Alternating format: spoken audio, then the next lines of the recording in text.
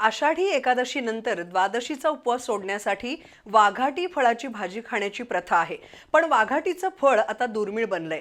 वाघाटी आणि पेंढर या वनस्पतीच्या फळांच्या भाजीचे औषधी गुणधर्म लक्षात घेऊन त्याचा वापर नेहमीच्या आहारात वाढवावा असं आवाहन निसर्ग मित्र परिवाराच्या वतीनं करण्यात आलंय.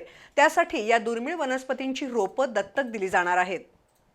दलित मित्र बापूसाहेब पाटील ग्रंथालय संचलित निसर्ग मित्र परिवाराच्या वतीनं निसर्गातील रानभाज्यांचा संवर्धन आणि प्रचार केला जातो.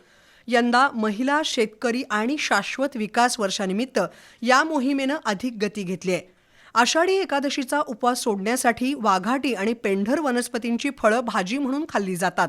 आषाढी एकादशीच्या पार्श्वभूमीवर निसर्गमित्र संस्थेनं या फळभाज्यांची ओळख करून दिली.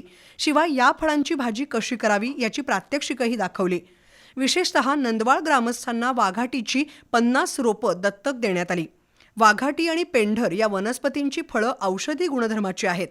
क्षय आणि हृदयरोगावर या वनस्पतींची फळं गुणकारी ठरतात असं निसर्गमित्रचे अनिल चौगुले यांनी सांगितलं.